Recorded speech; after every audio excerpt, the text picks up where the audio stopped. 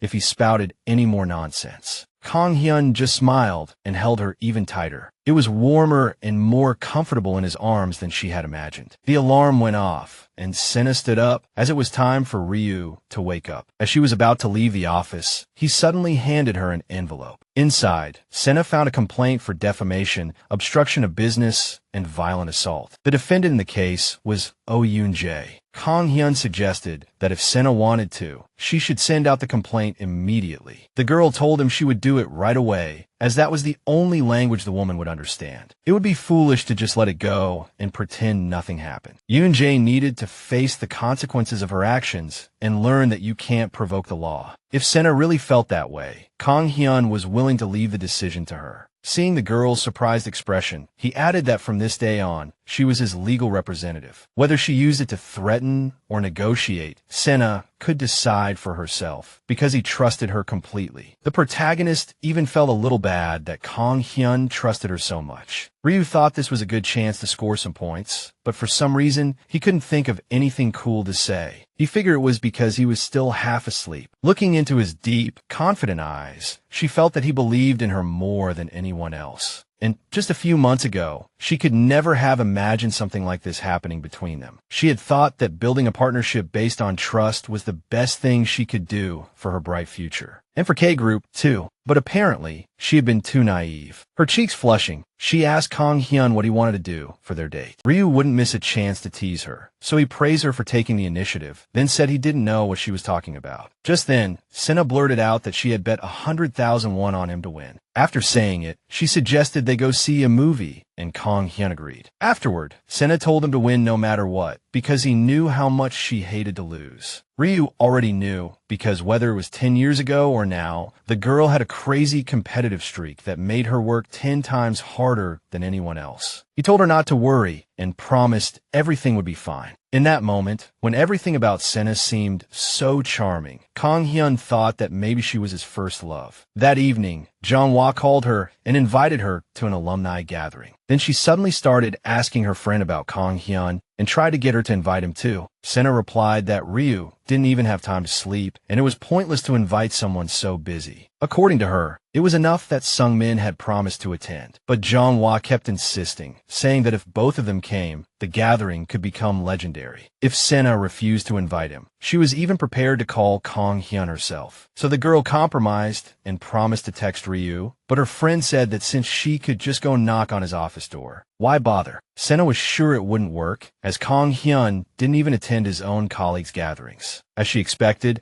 his response to her text about the alumni gathering this Friday was a cold, not interested. Meanwhile, Ryu was digging into the intel he had on the case. Based on the information provided by team leader Jang, they had cross-referenced all the immigration records. 2 years ago, Yura had spent over 2 months at a rehab clinic in Manhattan. The hospital treated all kinds of addictions, and a day's stay cost several $1,000s. Team leader Jang wondered why Kang Hyun had decided to investigate a partner of one of his friends. Ryu said it might come in handy, and besides, he didn't much like the guy they were talking about, Sungmin. Team leader Jang suggested looking into the lawyer as well, but Kang Hyun didn't think it was necessary. That place, however, was worth checking out. If the heiress of a company that couldn't be touched in her own country was in rehab there had to be a reason. We need to find out if it was real rehab or just a place to hide. So this elite lawyer from the legal department, Sungmin, suddenly took an interest in Sena. Maybe something happened with Yura, or something completely changed his perspective. Team leader Jang wondered if Kang Hyun had a grudge against Daeso Company. He said not yet, but things could get tricky soon. On Friday night, the girl came to Kang Hyun's office and told him she was leaving. Ryu looked up from behind a pile of documents and asked where she thought she was going. Sena reminded him that tonight was her alumni reunion, the one he said he wasn't interested in. Kang Hyun was surprised she was still going, but she misunderstood his reaction, thinking she didn't look good enough. The problem was quite the opposite, as Ryu was eyeing her revealing neckline. He asked sarcastically if Sena was going to an alumni reunion or a damn blind date. The girl said, "No one would dress like this for a date. I'm trying to project the image of a successful lawyer." Kang Hyun told her to let her hair down, saying it looked much better that way. Looking at her, he had a feeling some drunk would hit on Sena at this gathering. Ryu smirked, curious what kind of reunion would make her go to such lengths. He was very worried, feeling that this wouldn't end well, and started pressing her for details about the whole thing. Sena didn't understand why Kang Hyun was making such a big deal when he clearly didn't care about the reunion. If he was jealous that she was going to a fun place by herself, he could come along, but the pile of documents on his desk indicated he had to work all night. Ryu said he didn't want to go anywhere, but wanted to be alone with her, for example, in her bed. The female lead was horrified and asked if he was crazy, but Kang Hyun was unusually calm and composed. He said he could work until dawn, and she could get lost. Sena stormed out, slamming the door. Seeing that he had once again succeeded in angering her, Ryu laughed happily. Usually, these reunions had 30 people at most, but today there were definitely more than 50. Young, he rushed up to Sena, surprised that she had actually come alone. The female lead said it was no big deal. She had already told her Kang Hyun wouldn't be coming. It turned out Sungmin didn't come either, but Young he thought he was just running late. She had heard through the grapevine that Chai was now the head of the legal department at Daeso Group, which was crazy because that was a very difficult position to get. Since their chance encounter outside Sungmin's office, the female lead hadn't heard from him at all. She called him to ask about the situation and see when he would arrive, but he didn't pick up. Suddenly, a man with a huge grin on his face walked towards Sena. She immediately recognized him as the upperclassman from college who used to bully the younger students. He threw an arm around her shoulder and suggested they go to a table for a drink and a chat with everyone. Guessing he was drunk, she shrugged his hand off her shoulder. The guy wouldn't let it go and insisted that Sena pour him a drink, saying it would taste better if she poured it. Just then, a man's hand appeared out of nowhere, grabbed a bottle of red wine from the table, and poured it all over the jerk. Kang Hyun leaned over the guy, told him he'd caused enough trouble, and ordered him to get lost. And just like that, the man disappeared. Looking exhausted, Ryu sat down next to a stunned Sena and said he knew something like this would happen. She asked him what he was doing here. What about his work? Kang Hyun said that if you only think about work, you miss out on everything else. Before Ryu could even catch his breath, he was surrounded by a group of girls who were excited to see him. Kang Hyun whispered to Sena, asking which one was Park Young-hee. The girl smiled and pointed, saying it was the one with the highest alcohol tolerance here. Young-hee happily held up a bottle of red wine and told Kang Hyun to give her his glass. In less than a minute, Ryu passed out on the girl's shoulder. Park was surprised that he showed a human side. Sena reminded her friend that she had told her Kang Hyun hadn't even had time to sleep lately. He found it strange that he would come here if he didn't want to. As Sena helped the guy up to take him home, Park chimed in that she thought she knew why. She told the confused girl that she would definitely be catching the bride's bouquet at their wedding. Heading for the exit, Sena realized she didn't know Kang Hyun's address, so she had no choice but to take him to her place. After parking the car, she tried to wake Ryu up, but there was no response. She wasn't even sure how she had managed to drag a man twice her size to the car. No matter how she tried, she couldn't wake Kang Hyun up. But when she started muttering about how insufferable he was, Ryu laughed and said he agreed. He said he loved being treated this way the most. She was shocked to find him awake, and then Kang Hyun admitted he was never asleep, just pretending to be drunk. Otherwise, Park Young-hee might have driven him crazy. Getting out of the car, Ryu added that besides, he had already gotten what he came for. He leaned toward the girl and said with a smirk that asking to come in for tea is too cliché. He suggested she go home while he returned to the office to wrap some things up. Sena wondered why on earth he had come to this reunion. Then Ryu said he just wanted to make sure she got home safely, because usually when she's drunk,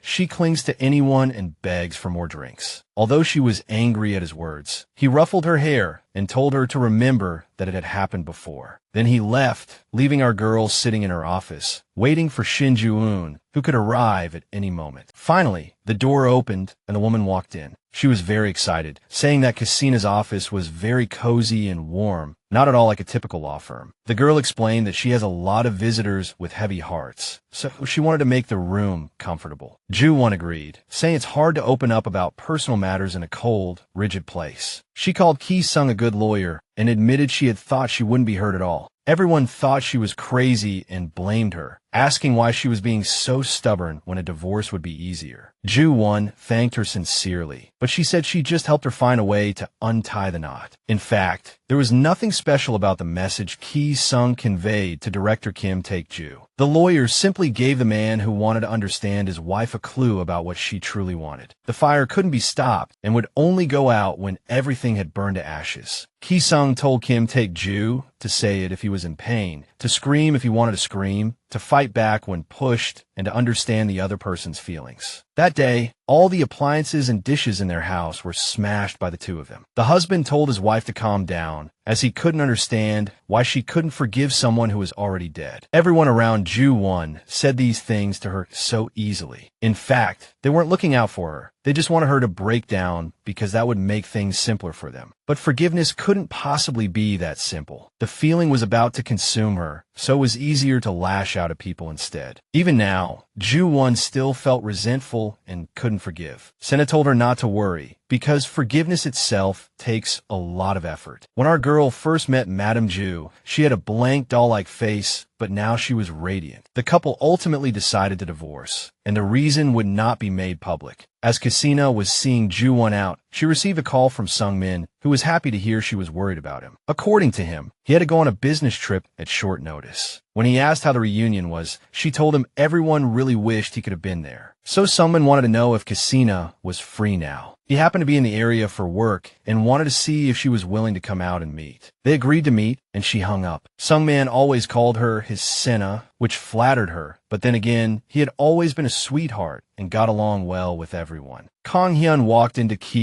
Sena's office, and she immediately jumped up to greet him. She couldn't wait to find out how the trial went and if Ryu had one. As Kang Hyun remained silent, she demanded to know what had happened to her hard-earned money. But to everyone's surprise, the guy just let out a heavy sigh. Then he leaned against her, gave her a hug, and told her he was exhausted. Seeing that Kang Hyun had lost the case, she patted his back, trying to comfort him. She held him tightly, reminding him that he himself had said the odds weren't good. She told him that everyone knew how tough it had been lately and that he had done his best. Kang Hyun offered to give her the $100,000 back, but she got angry, saying she cared about his effort, not the money. Suddenly, Ryu looked up and asked her to meet him at 1 o'clock on Saturday. He gently caressed a confused Cassina's face and asked her out on a date. Finally, Kang Hyun admitted that he had won the case and she was about to get her payment. Realizing she had been tricked by him again, she started punching Ryu. The guy said it wasn't his fault, that she hugged him first, and now she was taking back the reward she gave him. Although Cassina called him a total jerk, he just told her to accept it and pulled her closer. She said she was willing to forgive him this time because he won. Even if it was conditional, such a reward made Kang Hyun happy. Finally, that evening, Cassina got off work, looking forward to a good time. Kang Hyun left work early, suggested they have dinner together, and warned her she would regret it if she said no. Since dinner was her favorite marbled Korean beef, she couldn't refuse. She was heading to the parking lot to change in her car when she suddenly heard footsteps behind her. A very familiar but long-forgotten voice called out to Cassina. It had been about 10 years, but this voice she definitely did not miss somehow still lingered in her mind. She turned around and saw her mother standing there, waiting for her daughter to greet her. She commented that Cassina had become prettier and suggested they talk for a bit. The girl couldn't understand why this woman who had suddenly appeared kept calling herself her mother. She decided to ignore her and turned to walk away without a word. But just as Ki-sung pressed the elevator button, her mother's hand landed on her shoulder. The girl angrily pushed the woman away and asked how she dared to do that. Rubbing her sore hand, Lee Anhwa asked why Ki-sung was so cold to her own mother. The girl sneered that she didn't have a mother. She only knew a woman who abandoned everything, said she was going to live her own life, and then ran off with a younger man. That woman was so utterly selfish and hated being called mom, so it was ironic that she was using the word now. Lee Yonghwa replied that mom was young back then and felt that raising a child was a waste of time. She was full of dreams, and being stuck at home all day was driving her crazy. Addressing her mother formally, she demanded she cut the crap and tell the truth, as she was never a full-time mom anyway. Lee Young believed she had done everything for her daughter, giving birth to her beautifully and into a wealthy family, and had fulfilled her duty because she had always lived better than everyone else. Ki-sang reminded the woman of the 1 billion won she received for giving up her parental rights to her father. She sold her own daughter for money, so now she doesn't even have the right to say the word mom. The girl shouted, declaring that Lee Young had given up the right to be called mom. The woman wondered how Ki-sang knew all this, but she told her to shut up and get lost. Lee Young grabbed her daughter's arm, begging her to find a place to talk privately so she could explain everything. Ki-sang shook her off, saying she had nothing to talk about. She stepped into the elevator, told her to leave, and never to think of coming back. The girl said she never cared how Lee Young was doing and had never missed her face. Sena added nonchalantly that she had cut her out of her life long ago. But as soon as the elevator doors closed, our girl broke down and sobbed. Kang Hyun was already waiting in the restaurant when his phone finally rang. He stood up from the table to answer, asking Cassina what was taking her so long. She didn't understand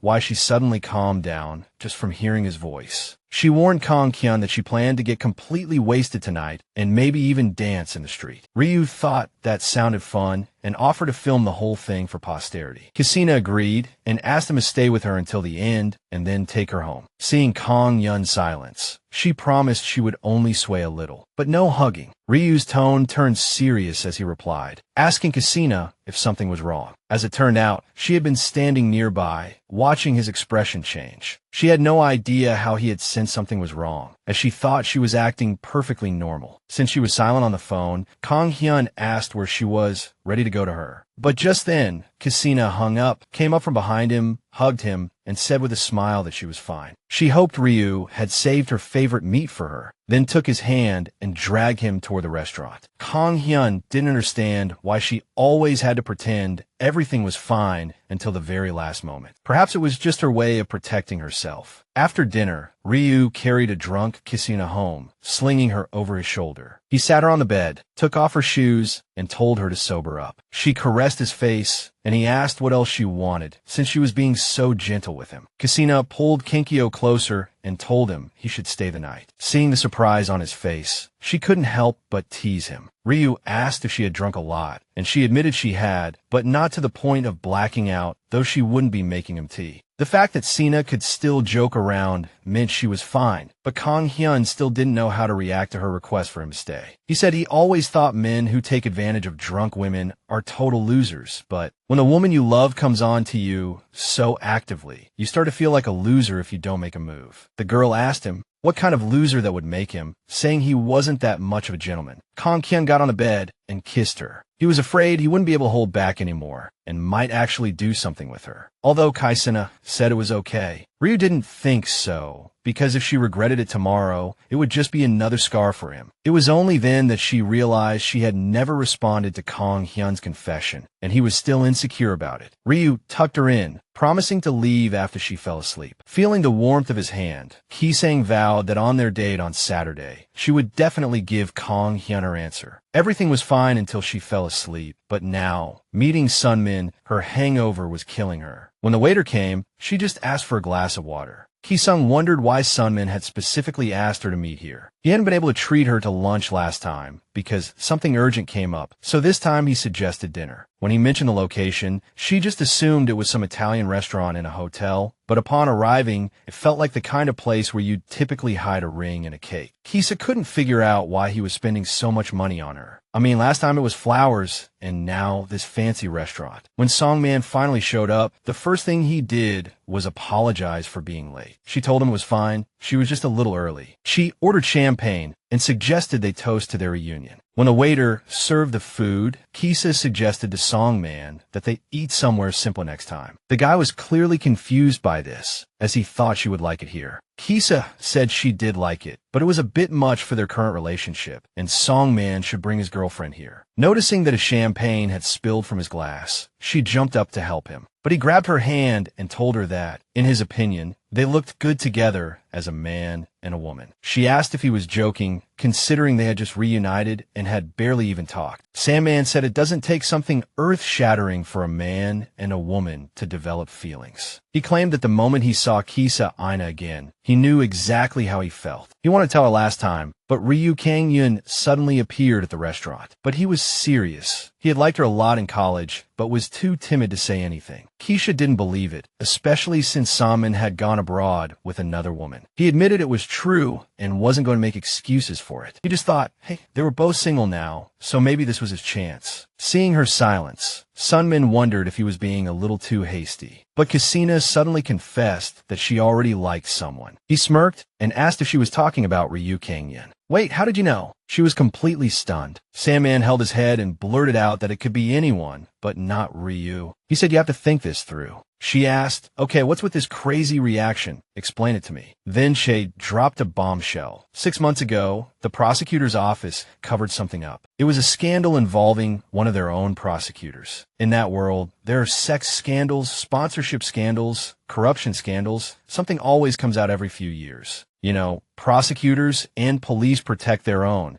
so they suppressed it without a real investigation. It was a case of sexual harassment and bribery, and it involved Ryu Kang Hyun. He harassed a young female prosecutor and then tried to cover it all up. Sungmin said that if Kais had handled criminal cases, she would have at least heard about it. She jumped up, trembling all over, and screamed that it was impossible. Ryu wouldn't do something like that. Cho said he was skeptical at first too, but his sudden resignation and what he said to him all pointed to that being the reason. Ki-sang was sure it couldn't be true, that Kang Hyun was purely framed. Sungmin claimed he wanted to keep his secret, but when she confessed her feelings for Ryu, he couldn't hold it in. She could believe Kang Hyun would hit someone, but bribery? No way. That arrogant guy would never take a bribe to cover something up. It was just impossible. Kisani was sure the Kang Hyun she knew would never do something like that. But Sungmin insisted that it was related to a company that worked with the Diso group. He said that's how he found out all the details. If Cassie was prepared to date a man like that, Sungmin suggested she might as well date him instead. He smirked, hoping the girl wasn't too deep in with Kang Hyun yet. She got in her car and immediately called her acquaintance, Prosecutor Park. As soon as he answered, she demanded he tell her about the secret case involving Ryu Kang Hyun that he had mentioned before. Park was curious why Kiso was suddenly so interested in this, especially since they were working together now. But she wanted to know why strange rumors were circulating about Kang Hyun. Park refused to disclose any information, reiterating that it was confidential. In that case, Kazeo wanted to at least know if Ryu's resignation was really related to a woman. Prosecutor Park sighed and admitted that he couldn't completely deny it. The female lead asked what exactly Kang Hyun did to that woman. According to Park,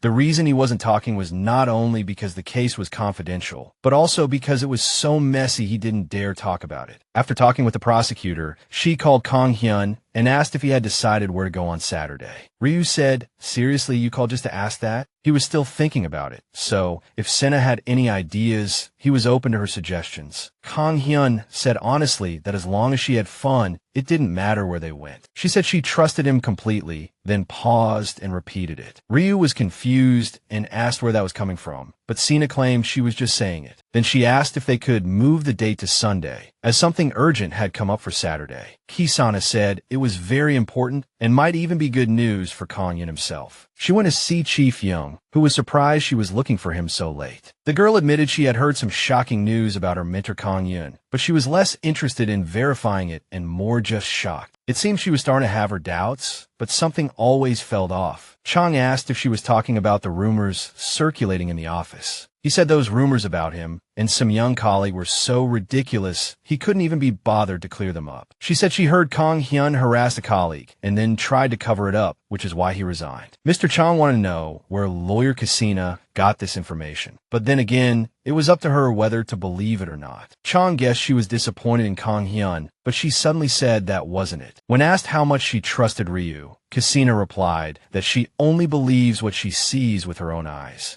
Mr. Chang looked her straight in the eye and stated confidently that Kang Hyun was definitely not that kind of person. The girl smiled back because she already knew. Kasina showed up at an event hosted by a law firm, but Kang Hyun was late. A man's hand appeared out of nowhere and landed on her shoulder. She turned around, and it was Sungmin. Then it dawned on her that it was his company hosting the party. He said he almost didn't come, but thought he might run into Kasina. They went out to the balcony to talk, where she confronted him about what he meant by his words in the restaurant. Cho mentioned that it seemed like Kang Hyun had told him something, and that's how he knew everything. Sena thought it was complete nonsense, but Sungmin said it wasn't exactly like that, more like a strategic concealment, if you know what I mean. When he asked what she had found out about Kang Hyun, she dismissed it, saying the rumors weren't even worth mentioning. Sungmin was shocked that Sena trusted Ryu so much to believe he wouldn't do such a thing. He called Kang Hyun an idiot, saying he didn't even realize the prosecutor bribery case he was investigating had backfired on him. She was surprised that Choi would talk about his friend like that, but he retorted that he and that bastard were never friends. But according to him, none of that mattered. He grabbed her hand, pulled her closer, and asked if Kang Hyun knew that Sena was using him to solidify her position at K Group. Hearing those words, she was completely stunned and froze on the spot. A phone started ringing, and Sungmin guessed it must be the person she had been waiting for. He let her go, suggesting they continue this conversation next time. As Sena walked away, Sungmin advised her to be sure to answer the call. The next time he calls, her mind raced, trying to figure out what Choi meant, while the phone in her hand kept ringing. As she returned to the room from the balcony, Kang Hyun was walking toward her. He was grinning from ear to ear, having finally found the key Sena he had been looking for all night. The heroine was still hung up on what Sungmin meant when he said she was using Kang Hyun. Ryu noticed she seemed preoccupied, and when she blamed it on having too much champagne, he suggested getting some fresh air. But just then, Chairman Ki Chong-soo ambled over to the table. He was eager to introduce his new partner, attorney Ryu Kang Hyun, to his friends. Ki Sena waved him away, insisting she was fine on her own. She tried to convince herself to forget about it and stop worrying. But just then, a message from Sungmin popped up, and when she opened it, she was horrified to see a picture of her contract. It was the contract between her and her father. She jumped up, called him back, and demanded to know where he was. He sarcastically asked if Ki Sena was missing him already. "What the hell is this? Did you snoop around my office?" she demanded. Sungmin said that if the document was that important, she should have hidden it better. He was even surprised at himself for having such a habit, saying he would have warned her if he had known beforehand. When she asked what he planned to do now, Choi replied that he hadn't decided yet. Her hands were trembling with anger, but she tried to remain calm, saying the contract was useless to him. Sungmin already knew that, as he hadn't intended to do anything with it at first, just thought it was an interesting find. But when Sena reacted so strongly, he began to wonder if this was her weakness. She asked in surprise if he had always been this kind of person. Was he still the same Choi she used to know? Sungmin scoffed and burst out laughing. He was surprised she still didn't get it, calling Sena a flower in a greenhouse who had wasted her life. After going downstairs and hanging up the phone, he told the girl he had something interesting to share. According to him, Ryu had liked her for a while, but he only realized today that she liked him back. Sungmin asked Sena if she knew that Kang Hyun was a complete orphan, a child with no mother or father, who acted all high and mighty as if he were some big shot, sometimes even making people jealous. Sungmin wondered what world he was living in. He never thought the guy would have feelings for anyone. So Choi wanted to congratulate Sena for being the only one who could control Kang Hyun. The girl was completely baffled. She had no idea what he was trying to say. Sungmin smiled slyly, declaring that he just wanted to drive a wedge between them, and the one thing Ryu hated most was being used. Sena wondered what he really wanted from her. So Sungmin asked what she thought he should do, whether he should show the contract to Kang Hyun, because once he saw this, he would never believe Sena was sincere. The heroine was trembling with rage, saying that if she had known Sungmin was such a disgusting scumbag, she would never have bothered with him in the first place. Choi said this was all to be expected, and it was pointless to regret it now. Sena was only hurting herself. He said the choice was hers, and hers alone. Sungmin then walked away, leaving her standing alone in the middle of the hall. She thought to herself that Ryu Kang Hyun, who trusted no one, had trusted only her. And she, in order to secure her position at K Group, had rashly betrayed him. Saying she never thought she would develop feelings for him would just sound like an excuse. She should have told Ryu about the contract the moment she realized her feelings, even before he confessed this to her. To be honest, Sena should never have signed that damn contract in the first place. Realizing she was no different from Choi Sungmin, she broke down in tears. Just then, Kang Hyun walked over, took her hand, and asked if she was feeling unwell. She told him she just hadn't slept well and was extremely tired. Kang Hyun gently caressed her face and asked again if she was really okay. Feeling his tenderness, she was tormented inside. Sena decided she needed to tell him everything. She hesitated, then realized she had to take care of something first. She asked him to wait a moment, promising to tell him the truth, and then ran off. On her way, Sungmin stopped Sena, saying that if she broke up with Kang Hyun, he wouldn't show him the contract. After that, she would have to introduce him to her father as a candidate for her fiancé and partner attorney. After stating his terms, he let Sena go and headed toward the restaurant himself. She yelled after him that he was insane, that there was no way she could just hand over the partner position to him after what he'd done. Sungmin told Sena that if she didn't like it, she could show the contract to Kang Hyun right now and watch everything burn to the ground. Or perhaps she could see him break down when he felt the betrayal of someone he truly trusted. In her mind, she cursed Sungmin as an absolute piece of trash and swore he would pay dearly for this. The next day, Sena went to her father's office to talk about the contract. Chang-soo couldn't believe his daughter was finally coming to her senses, as if she was starting to think things weren't so bad. Her father added with a smile that Se-hun had been saying at home that his sister had picked the right person. The elder claimed his intuition was never wrong, and Sena simply replied that he was right. Then she told her father to consider the contract as if it never existed. She said it was a mistake that she had signed it without thinking. The contract itself wasn't the problem. Its existence was. Kang Hyun wasn't an object. He was a person, and she hadn't realized how important his feelings were. Ryu didn't even know this contract existed, which could have consequences because if one party is unaware, it's an unfair deal. Chang-soo stared intently at his daughter, saying the deal was more or less set, and if she wanted to back out, she knew what to do. Sena knew, so she was prepared to resign from her position as head of the Family Affairs Department. In addition to that, she was willing to return the shares her father had transferred to her. She would also pay the property transfer tax, including the tax from the last time those shares were transferred to her name. Ki Chong-soo didn't understand why Sena would go to such lengths instead of enjoying the current situation, especially since attorney Ryu seemed to be interested in her too. According to her, she used to think that way too, until she realized how terrible it was. She was ready to lose more than she gained, because some things were worth sacrificing for. This wasn't just about feelings. It was about Ki Sena's self-respect. She looked her father straight in the eye and said to forget the contract, because she had fallen deeply in love with Kang Hyun and could no longer bear this shame. Sungmin sat across from Ki Sena, smiling smugly as he asked if she was sure. She told him she was shocked at first, then angry, but now she was just disappointed in herself. Her take was that it was best to be honest and help Sungmin as much as she could. When Choi asked what she was trying to say, Sena said that jealousy and resentment would lead to nothing. She knew from experience that that kind of crap just eats you up from the inside. Sungmin thought she was just a flower in a greenhouse and never imagined she had such depth. He laughed and told her she knew nothing about him. She agreed that he wasn't the person she thought he was, but she still never thought he would do something like this. When asked if she had shown the contract to Kang Hyun, Ki Sena said the contract was being voided and that she had already spoken to her father. Sungmin asked if she really loved Ryu that much, and she affirmed it. But even if Ki Sena voided the contract, it didn't change the fact that she had used Kang Hyun. He said that, judging by her reaction, she didn't like his proposal, even though he had made it crystal clear. What was he going to do? He sent a text to Kang Hyun with a picture of the contract. With a sarcastic smile, Sungmin asked Ki Sena what she was going to do now and if she wanted to answer the phone. After all, the guy who never gave him the time of day was suddenly calling him back. The heroine's heart stopped, while that despicable Choi continued to mock her, wondering which of them should answer the phone. He asked if Kang Hyun would trust Sena as much as she trusted him, then answer the call. He said Ryu must be furious about his text if the guy who wouldn't even deign to look at a scumbag like him was suddenly calling back. Sungmin asked if he liked the gift he sent. He was dying to see Kang Hyun's expression right now, but unfortunately, someone else was sitting in front of him. With that, Choi pushed the phone in front of Ki Sena, telling her to take it. She picked up the phone, promising to explain everything to Kang Hyun. But he cut her off. Ignoring him, Sena planned to go over right now and tell him everything in person. She said he could be angry if he wanted, but she begged him to hear her out first. But then Kang Hyun suddenly said that he didn't think their bet was over yet. He told Ki Sena to just consider it her win. The girl burst into the office and ran toward Kang Hyun's office. She knocked on the door for a while with no response, until she finally realized he wasn't there. Sena was calling Ryu, but he wasn't picking up or replying to her texts. Suddenly, the girl was struck by a feeling of utter helplessness. She wanted to fix the mess she had made, without thinking about how it had messed with his feelings. She felt incredibly stupid, and just then, the phone in her hand started to vibrate. Ki Sena picked up the phone, expecting to hear Kang Hyun's voice, but it was someone else entirely. She was shocked and asked how Lee Yeon-hwa got her number. The woman reminded her that she was her mother, so it wasn't surprising. Ki Sena said again that she no longer had a mother and that Yeon-hwa needed to stop stalking her. The woman said she could tell who her father was just from her sharp tongue. Yeon-hwa asked Sena to meet when she had time, as she had something to tell her. But she had no desire to talk to her and hung up. The man who had posed as a reporter to approach and then blackmail Sungmin was sitting in Kang Hyun's office. He noticed Ryu was getting constant calls from attorney Ki and offered to answer, but Ryu said that if someone makes a mistake, they have to pay the price. When asked if Ki Sena had messed something up, Kang Hyun said that if you let it be, it becomes a problem, and if you don't treat it as a problem, everything could fall apart. The attorney thought there must be a connection. He pointed to the documents on the table, and now the man finally understood that Ryu was talking about the Hwang Yu-ryu case. Everything was resolved surprisingly quickly back then, and it was clear that Sungmin's legal team's management skills were extraordinary in that regard. Ryu regretted going easy on the guy back then, because if he had known he was that talented, he would have gotten rid of him. Kang Hyun didn't understand why such a smart person would waste his intelligence on something like this. To him, Sungmin had always just been an eyesore, but the moment Ryu turned his back, he would forget all about him. If Choi hadn't targeted Ki Sena, everything would have stayed the same. Kang Hyun smirked, and the man across from him asked what was wrong. Ryu smiled, saying he was thinking of getting a cat, and that a Siamese cat, cold on the outside but warm on the inside, might be a good fit. Sena walked dejectedly through the office, wondering if she would be able to see Kang Hyun and talk to him today. The first thing she had to do was apologize, then explain why she signed that contract in the first place. She needed to tell him that she had called off the deal with her father and everything about Choi Sungmin. Just then, Kang Hyun stepped out of the elevator across from where she was standing. He glanced at her, then turned and walked right past. Sena grabbed his sleeve, begging him to talk to her, even if not now, then whenever he had time. Without turning back, Ryu coldly replied that it would have to wait, as he was a bit busy right now. The girl let him go, promising to wait, even if it was for a long time, like after work or something. After Kang Hyun left, the phone in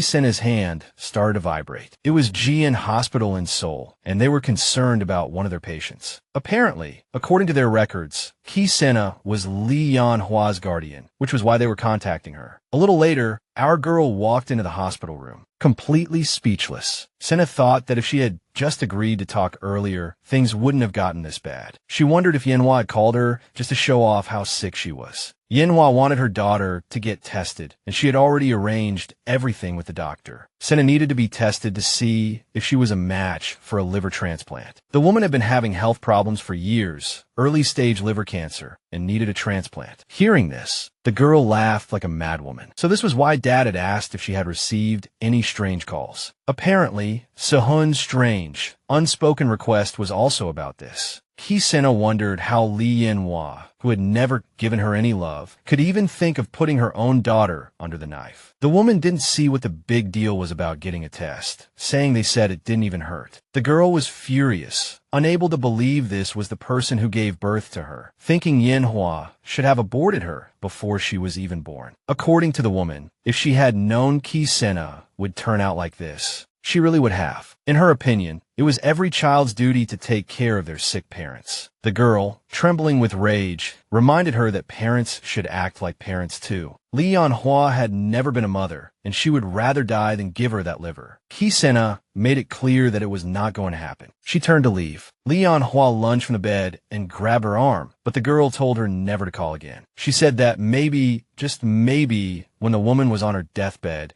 she might change her mind and donate a piece of her liver. With that, she walked out of the room, not even sure why she had come here in the first place. Did she still have some lingering attachment that made her step into this hellish place? Suddenly, Sena saw Kang Hyun walking down the hallway. She asked him why he was here, but Ryu just looked at her in silence. The heroine's nerves broke, and she ran away crying. Sena rushed down the stairs, not understanding why he had to show up at this exact moment. Tears blurred her vision, and she missed a step and started to fall. But Kang Hyun got there in time and caught her, stopping her from falling flat on her face. He asked Sena if she was okay, but she just told him to let go. She had begged him to talk, and he had desperately avoided her. So why the sudden change? Kang Hyun wanted her to look at him, but she told him to just pretend he hadn't seen anything. If he saw her running away, she couldn't understand why Ryu always caught her at her most pathetic moments. Why did he always show up when she least wanted to be seen by anyone? Sena asked Kang Hyun if he felt better now, knowing how her birth mother treated her and said those awful things. She wondered if he had chased after her just to vent his anger over her betrayal. She was ready to be judged by him, apologize, and then be done with this whole damn thing. Kang Hyun told her to calm down and check her ankle first. She said she didn't care what happened to her anymore. Sena ran off again. Ryu bent down and picked up the shoe she had dropped. The girl limped down the street, feeling foolish for how ridiculous she looked. She sat on a bench, her head in her hands, still crying her eyes out. Kang Hyun walked up and asked if she was done crying, but Sena said her tears hadn't run out yet, so he could just leave. Ryu just sighed heavily in response. Sena asked why he even came if he didn't like her anymore, or even hated her. Was his hatred so strong that he enjoyed seeing her like this? Kang Hyun was surprised at how good Sena was at making him feel guilty. He knelt on one knee and put the dropped shoe back on her foot. He noted that she was still bad at expressing her true feelings, because everything she had just said was basically her begging him to stay. He thought that maybe, just maybe, things were finally about to change, because the person she was crying and confessing to wasn't someone like Sungmin from her messy past, but him, Ryu. In his eyes, she was still too beautiful to push away. Whether she was crying or angry, she always looked so captivating to him. Ryu took her hand and told her to just tell him directly what she wanted him to do. He wanted Sena to remember what the stakes of their bet were, and what he had promised to do if she won. She recalled that he had promised to grant her any wish. Whatever it was, Kang Hyun smiled smugly and asked where they should start. Then, without a second thought, Sena threw herself into his arms. Without a word, Ryu held her tightly, a little taken aback, thinking, is this it? But she just asked him to hold her for a moment. Right after, she asked him to stroke her hair, which Kang Hyun immediately did. The girl apologized, admitting she had messed up, saying she had done a lot of stupid things and felt terrible. She begged Ryu to forgive her for all the hurtful things she had said and just pleaded with him not to hate her. The man chuckled, thinking who was hating whom here. Sena confessed she had fallen completely for Kang Hyun, and he smiled, saying that was definitely good news. She said she wasn't the type to cry her eyes out over every little thing, but Ryu already knew that. When she asked if he was really mad at her, Kang Hyun said he couldn't pretend he wasn't a little angry. Since she had made a big mistake and couldn't shake off the shame, she promised to work her, but off until he forgave her. Sena looked Ryu straight in the eye and asked if he would let her love him. The truth was, the day Kang Hyun got the text from Sungmin, he was furious. But it wasn't really because of the contract, even though the terms were completely insane. What really pissed Ryu off was that Sungmin had approached Sena in the first place, and it clearly set a trap for her. She said she never meant to deceive Kang Hyun. She just thought they were enemies at the time and didn't believe he could fall for her. So, like a fool, she thought they could work together through an agreement. To her surprise, Kang Hyun replied that he already knew.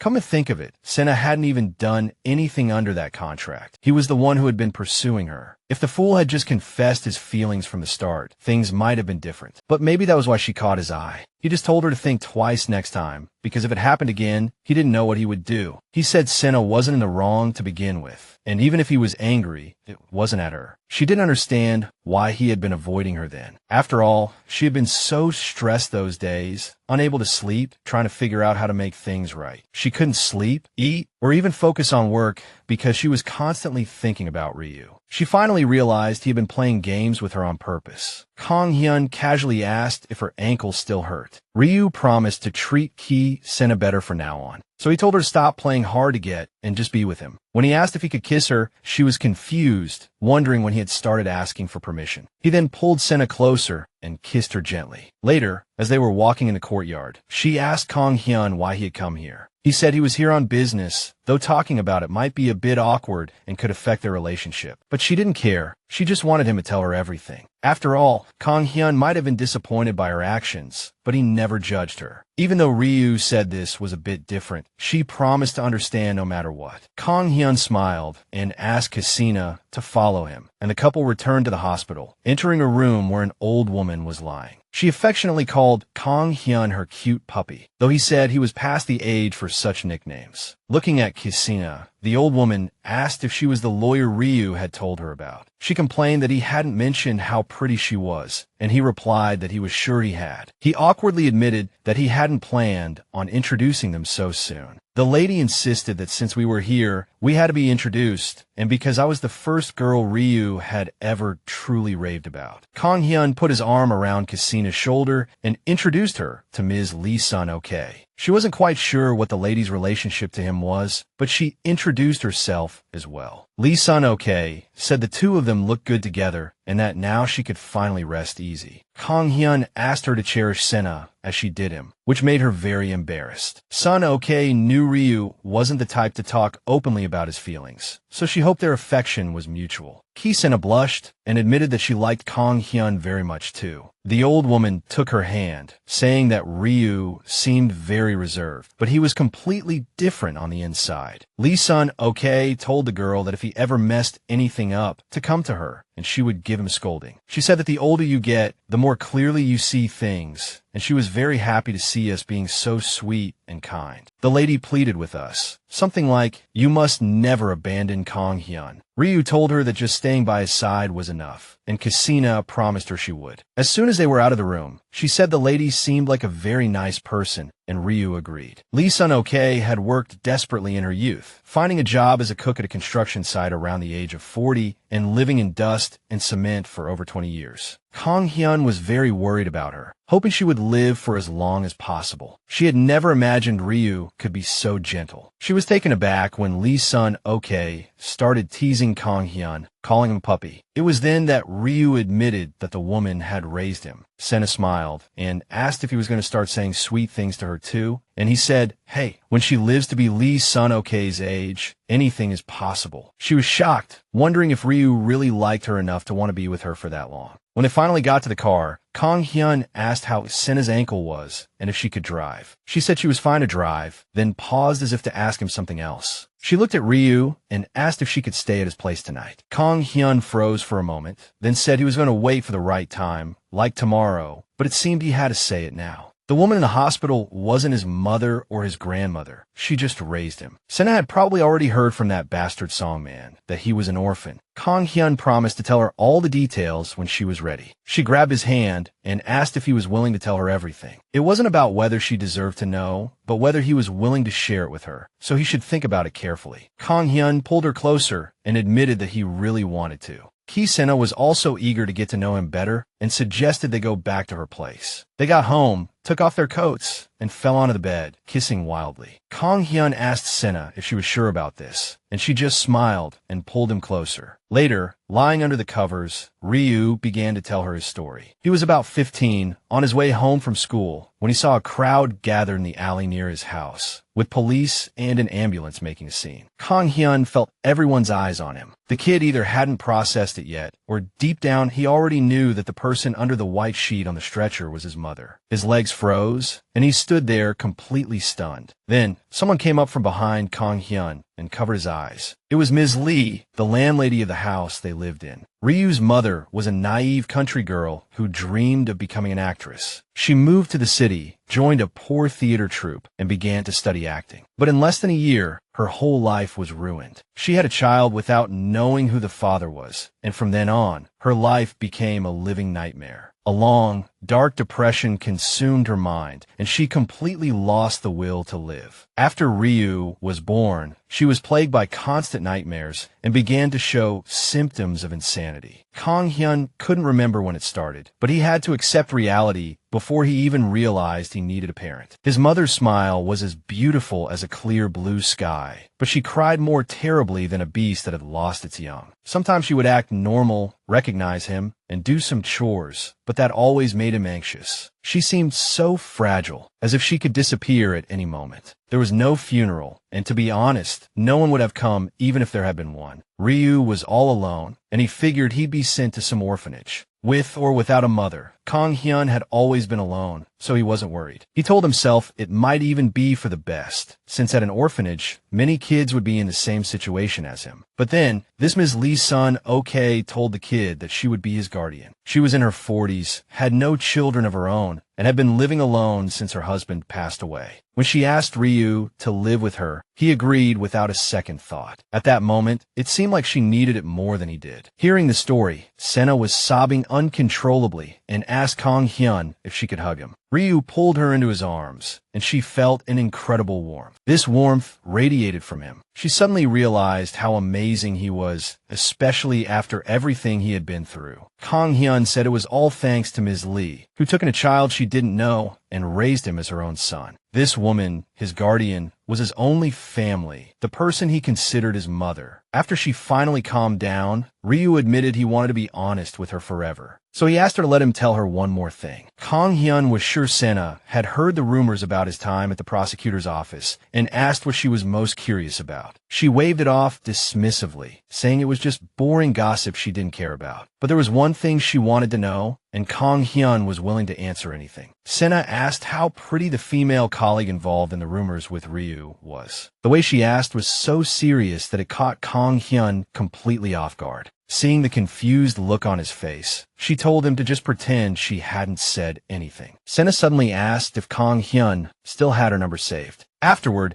she covered her face with her hands and told him to forget she'd asked, saying she didn't really care. Ryu responded by caressing her face, pulling her closer, and kissing her. He confessed that he had suddenly realized how much he loved being with her, and that this was what he had always dreamed of. Sena asked if she could ask him one more question. Kang Hyun guessed she wanted to know the reason behind the rumors. He said it was a strategy to discredit him, to turn a good prosecutor into some kind of pervert. According to Kang Hyun, he was constantly being set up at the prosecutor's office. He was secretly investigating bribery cases, and the situation was worse than he had imagined. They abused their power, made deals, and delayed justice. Anyone who didn't cooperate was considered incompetent. They attacked Kang Hyun in retaliation because a low-level prosecutor dared to investigate the big shots. Sena still didn't understand what this had to do with the harassment incident. It turned out the whole so-called harassment incident ruined Ryu's case, all because the girl had grabbed Kang Hyun's hand. She emotionally promised to protect him. Ryu found her excitement amusing and admitted that he did feel protected with her around. Sena held Kang Hyun tightly, furious that they would dare do this to her man. She was determined to destroy everyone who had spread vicious rumors about him. A few days later, she went to her family's for dinner. Ki-chan Soo wanted to know why his daughter had suddenly called for a meeting. Since he brought it up, she got straight to the point. When were they planning to tell her about Li Yanhua? She figured her dad would have kept it a secret if she hadn't shown up herself. Sena should have known something was up when Si-hoon came to talk to her so secretively. Chansa thought it would be better for her not to know about these things. The heroine replied that no matter how much they were once in love, ex-spouses become strangers after a divorce. Meaning, unlike her dad and that woman were now complete strangers. So she asked him not to interfere and to let her handle things her own way. The girl planned to get tested first, which shocked everyone at the table. Sena's stepmother tried to say something, but she gently took her hand, cutting her off. According to her, she would always think of her as her real mother, not the woman named Li Yanhua. Her stepmother, though wondering if she had the right to say so, admitted she would never do that to Sena, not even in her worst nightmares. The girl replied that she couldn't forgive that woman. She smiled and told her mom not to worry, because she wasn't going to do what she feared. Sena had always wondered if the woman who was supposed to be her mother ever missed her, how she had waited all night for her to come home as a child. Perhaps these empty hopes were retribution for those sleepless nights. If the test results didn't match, then so be it, but if they did, then let nature take its course. She suddenly told her dad that they didn't have to cancel the contract. When he asked why she changed her mind, Sena smiled and said that pride is pride, but Kang Hyun didn't seem to mind. It turned out lawyer Ryu knew everything, and she had to admit her dad was a good judge of character. Kang Hyun was truly amazing, so she planned to learn as much as she could from him. Whether as a more experienced person or as a lawyer she worked with, she had things to learn from him. Soon Sena would bring him home to meet the family, because she liked him more than she thought. She sincerely hoped her mom would like Kang Hyun too. Her mom thanked her for trusting her, but Sena thought she was the one who should be saying thank you. Thank you. Ryu Kang Hyun was walking down the hallway of a trendy nightclub. A bouncer stopped him at the entrance and asked for the password, as this wasn't a place you could just walk into. Ryu said, "Red Lily," and they opened the door for him. Once inside, the guy looked around and finally found the person he was looking for. Hwang Yura was sitting at a VIP table piled high with expensive bottles of alcohol. Kang Hyun pulled up a chair next to the woman, picked up a bottle, and examined it like a connoisseur. When Yura asked who the hell he was, the guy said he was just here for a drink, since none of these bastards were actually here for the music. The woman wanted to know if he knew who she was, and Kang Hyun calmly told her she was the crazy heiress of the Do Esso group. Yura started to get angry, wondering what new psycho had crawled out of the woodwork. But Kang Hyun just smiled and said he was a long way from being as crazy as her. Yura didn't know what he wanted from her, but told him to shut his damn mouth and get lost because she was in a bad mood. Ryu wasn't surprised, since her party was boring as hell. The woman thought he was a reporter, but Kang Hyun said if he were, he wouldn't be wasting his time on something so small when there was much bigger news out there. Yura wanted to know who invited him, since it was a private party. The guy said he just dropped by, but was bored and heard she was the most interesting person here. In that case, Yura suggested they have some fun together tonight. As they were drinking, a blonde man walked up to their table, wanting to know who this stranger was. It seemed to be one of the elites who always hung around Yura. She was sure they'd find out who this handsome guy was soon enough, but either way, she was already interested in him. She suggested playing a game to see if he was fit for their circle. The game was called Truth or Die, a slightly twisted version of Truth or Dare. First, Yura wanted to know who he was and what he did. Kang Hyun looked her straight in the eye and announced that he was a lawyer. The men sitting next to Yura were annoyed, wondering what right a mere lawyer had to hang out with them. Unless his dad was a Supreme Court justice, he was basically someone who cleaned up their messes. like a butler. Yura said she knew a lawyer, but this guy was completely different from the one she knew. Kang Hyun pointed out that there's more than one lawyer in the world, and men are different from other men, you know? She didn't see why a lawyer couldn't come out to play. Everyone has to work, right? She took a cigarette case out of her purse, which contained a small packet in addition to the cigarettes. Just as Kang Hyun thought, this wasn't just innocent fun. He refused the cigarette, saying he had quit. Yura found it amusing that he quit for a girl, sure that he wasn't as simple as he seemed. She said this wasn't just truth or dare. It was a hunt for a deeply hidden secret. She suggested spinning a bottle, and whoever it pointed to had to drink and tell a juicy story. Now, the rest of you have to judge if the person is telling the truth or lying. If you're convinced it's the truth, you have to drink all the alcohol in front of you. But if you think they're bullshitting, you don't drink and instead yell liar. If even one person doubts the story's authenticity, the storyteller has to reveal more details to prove they're telling the truth. Then we vote again. If they're lying, the storyteller has to drink for everyone at the table. But if it turns out they were telling the truth, then the person who accused them of being a liar has to drink. So, if you don't want to get wasted, you either have to be a master liar who can convince everyone, or you just tell the truth. Kang Hyun thought this would be interesting, and Yura volunteered to go first. Ryu couldn't wait to see how good she was at this game. Yura spun the bottle, and it landed right on her. She wondered where to start, since she had so many stories to tell. After a moment's thought, she decided to start with something simple. After a while, almost everyone at the table was passed out drunk. Kang Hyun had once again called out another player's lie. The guy said, "How the hell does he do it? I thought I sounded believable this time." Ryu had been listening to these idiot stories for hours, but honestly, it was just a bunch of messy tales and lame bragging. If this was all there was to it, he felt there was no need to waste any more time here. Kang Hyun downed his drink and got up from the table, ready to leave. Yura stopped him, because while everyone else was drunk, the two of them were still sober. So she suggested they each reveal a deep, dark secret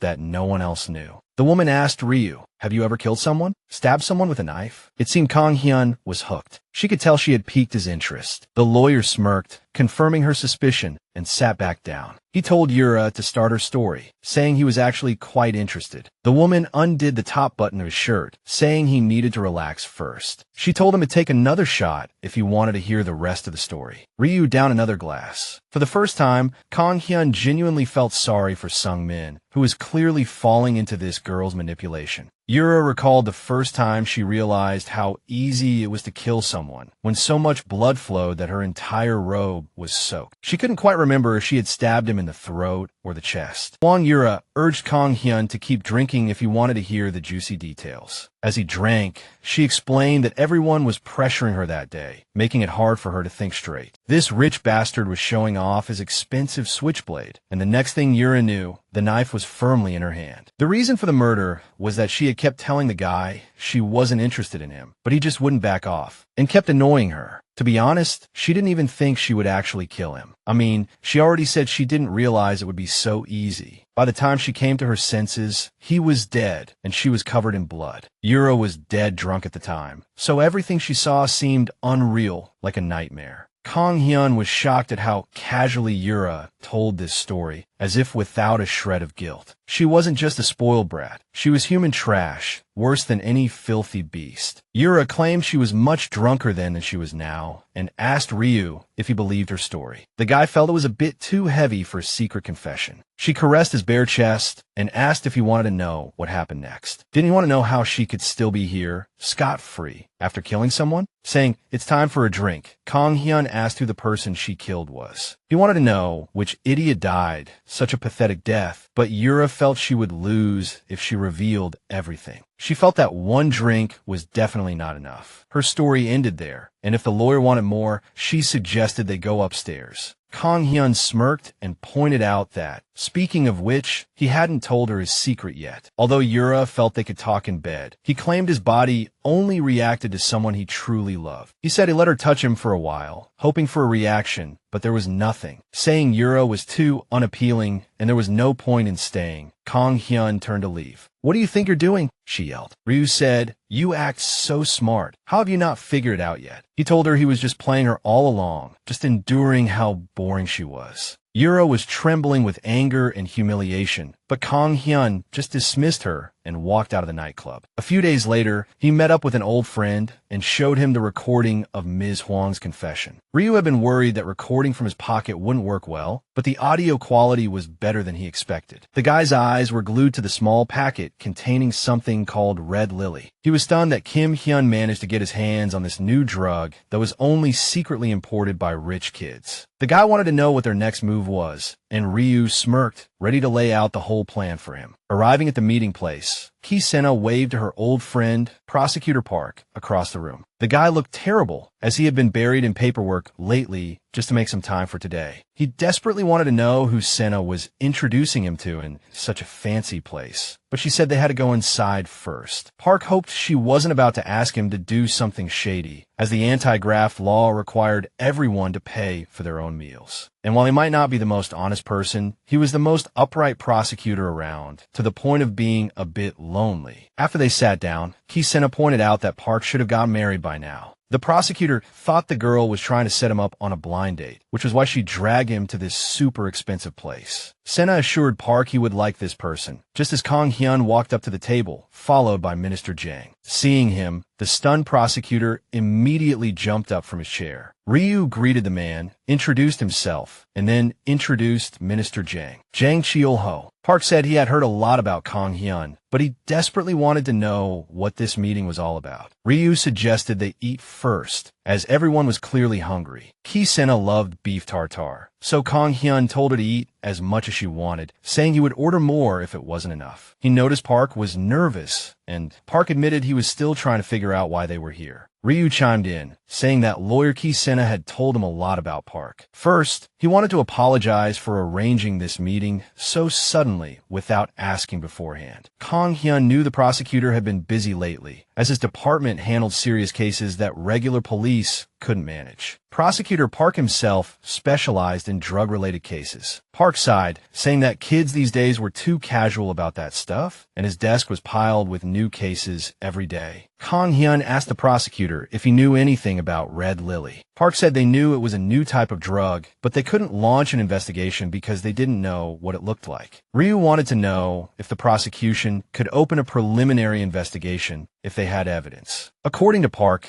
in that case, even circumstantial evidence would be enough to start an investigation. Just then, Minister Jang handed the packet to Park. Kang Hyun said it wasn't circumstantial evidence, but hard proof. Jang said he just happened to run into the person who threw it away. We're talking about the infamous R.S. Huang URA of Dosa Group. The district prosecutor knows the woman well, but to build a case, he needs to know how they got the evidence. It wasn't just Park. Sena was also surprised to hear that Kang Hyun got the evidence from URA himself. The district prosecutor wants to know if Ryu used robbery or extortion or blackmail to get it. Section Chief Jang asks the guy what comes to mind when he sees Mr. Kang Hyun. Park says he's cold, distant, and intimidating. When asked how he would describe Ryu, the guy says he's handsome, which is exactly the adjective Chon-jae and the others used. Sena almost chokes hearing this. That's how Kang Hyun lured the spoiled heiress Huang URA into his trap. Ryu suggests they discuss the details later and get the evidence to the lab as soon as possible. We need to find out what material this triangular fragment is made of and what's on the hair. Prosecutor Park hopes that attorney Ryu isn't involved in this whole thing. If it helps, Kang Hyun is willing to provide his own hair for testing. But Park doesn't think it's necessary because he trusts that Ryu isn't that kind of person. He'll send the bag to the National Forensic Service, and once the results are out, he'll summon Huang URA for questioning. But Kang Hyun thinks that if he does that, the case won't even make it to prosecution. He's sure they won't even be able to summon the woman for questioning. Although Park is clueless about what to do next, Kang Hyun suggests they throw out some bait for someone else first. While the prosecutors are waiting,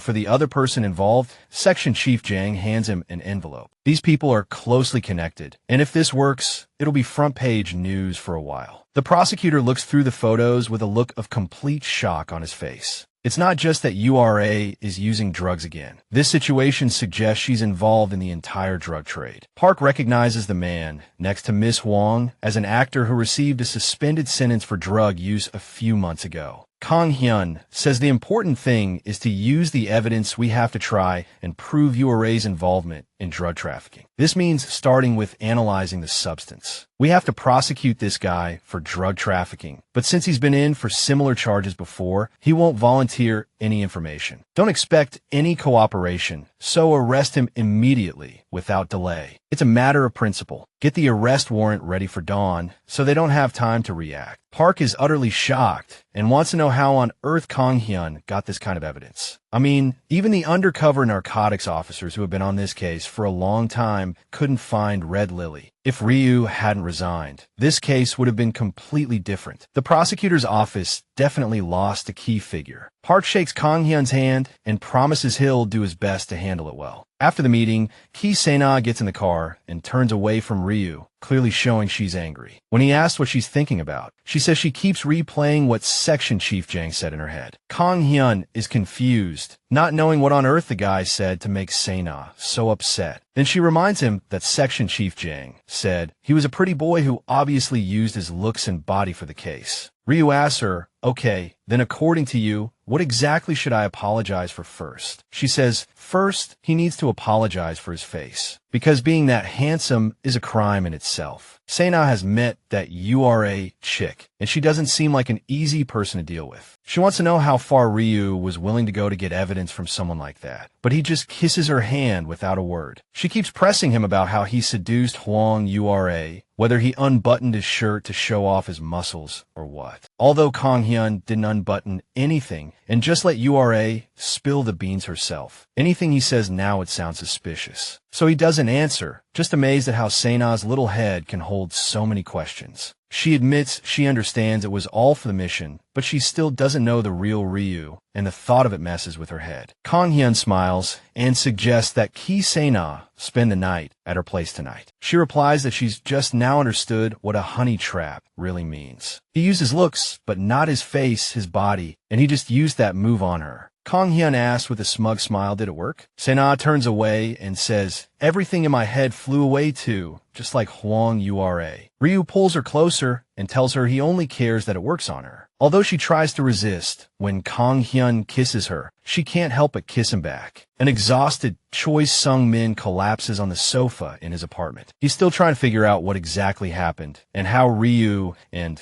Sena suddenly became so close. He thought that if he just created a crack and twisted the knife, their relationship would crumble like a sandcastle, but their bond is much stronger than he anticipated. At first, Sungmin thought Kang Hyun was just using her and there was no love or anything involved. What infuriates him is that some people have to work their asses off cleaning up other people's messes while others just fool around playing love games. Sungmin decides he can't take it anymore and writes his resignation letter. But when he hands it to Hwang Hee-chan, the man tells him to wait until URA gets married. Sungmin doubts they can find a man willing to marry a girl like her, but according to Hee-chan, that's exactly why Choi needs to keep an eye on her to stop her from messing up again. Sungmin says he can't do it anymore and tells him to find someone else, then heads for the door. Although the guy tries to stop him, Hee-chan, who can't even control his own children, glares at Choi, trying to pin the blame for their actions on him. The guy, trembling with anger, reminds Sungmin that he helped his beggar-like parents get by. Choi turns around and replies that he's done more than enough to repay his help. Hee-chan grabs a heavy ashtray from the table and smashes it over the back of Sungmin's head. He says the kid just needs a vacation and he'll give him all the time he needs. And now, Choi sits at home, consumed by an even stronger urge to end it all. Kang Hyun is looking at articles about the actor's arrest and notices that any news that could be linked to URA is deleted almost immediately. Choi Sungmin has clearly been busy. Ever since that lawyer showed up, the actor hasn't said a word. They probably threatened him to take the fall and promised to compensate him no matter the cost. Considering the prosecution's stance, he'd be better off telling them everything he knows, because they'll find out sooner or later and are just waiting for the right moment. Section Chief Jang is sure that Dosa Group and their backers must be sweating bullets right now. He just wants to know how sure Kang Hyun is that the prosecutor won't turn on them. Ryu thinks you can never really know what's in a person's heart, but even if Park betrays them, he hopes Hwang URA's name makes the headlines, so she goes down too. Just then, the office door opens, and URA herself is standing there. Section Chief Jang jumps up, furious at the ill-timed and sudden visit. The woman takes off her sunglasses and looks at Kang Hyun, who really is a lawyer, and at a big firm at that. Ryu wants to know what business Miss Hwang has at their firm. URA sits down, and Kang Hyun tells Section Chief Jang to step out, saying it's fine and they can talk later when he's gone. Hwang URA says she regrets not asking for Ryu's name that day, or she wouldn't have wasted her time. Kang Hyun asks sarcastically if she came all this way just to ask for his name. The woman tells him to cut the crap and get to the point. URA is here to talk about her company wanting to hire Ryu Kang Hyun as the head of their legal department. Hwang URA wants to know his terms and what it would take to get him to work for her. Kang Hyun points out that they already have a head of the legal department, Choi Sungmin. But according to URA, Choi has been completely out of it lately, and she doesn't like the way he does things. Hwang URA wants Kang Hyun to be her personal lawyer, but he tells her that if that's what she came for, she should leave immediately because he doesn't have time for this. URA stands up and throws out that she thinks Ryu is behind this investigation. The more she thinks about it, no one else makes sense, especially since he had no other reason to approach her. Ryu tells her to think again, since she's apparently so smart about what he would get from her. Besides, he already told her she's not his type, and whatever she's cooked up in her head, he tells her to stop bothering him with it. Hwang URA, furious at the way this bastard is talking to her, snatches the tablet from his hands. Kang Hyun grabs URA's arm and tells her to give it back right now. He says she should have asked Sungmin what kind of bastard she was dealing with, but she didn't, and now she's here in person. So he's telling her nicely now to stop here. When Hwang URA asks who he thinks he is, Ryu asks who she thinks she is, doing whatever she wants, and even losing Sungmin because of it. The woman sweeps everything off Kang Hyun's desk and screams that she'll do the same to him, and he'd better not think about crawling back to bed when the gavel of judgment falls. URA storms out of the office, nearly knocking over Section Chief Jang, who was just returning,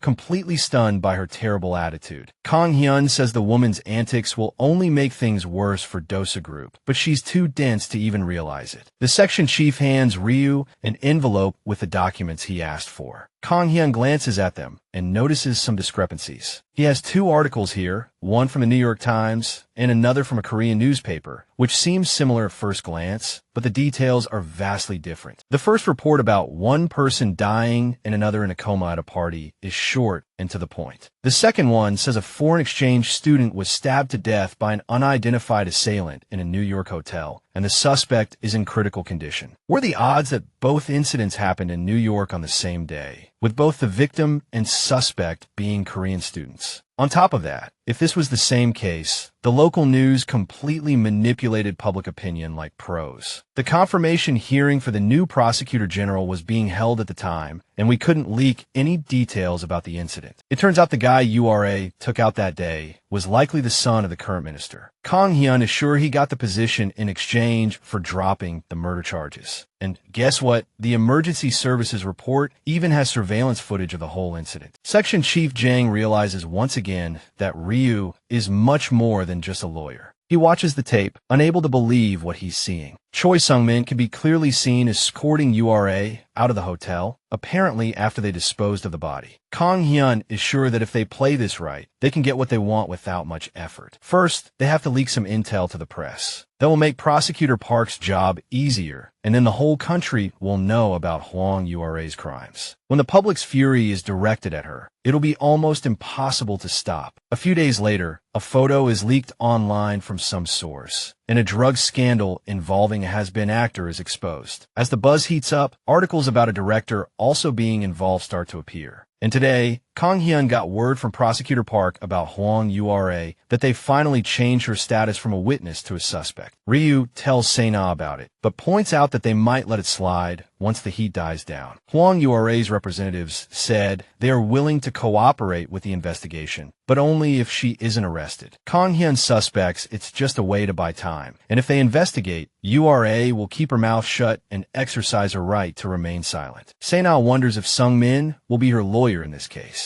She admits she's a little worried about him. This really surprises Ryu, since Sena knows Sungmin is hardly a good person. The thing is, she just feels sorry for him. You know, maybe Choi was just desperate to get away from it all and everything. Come to think of it, she herself is full of lies and selfishness, no different from him. But Kang Hyun won't have it, saying Sena and Sungmin are completely different because she never hurt anyone, even if she wanted to use them. Ryu holds her and tells her never to say something like that again.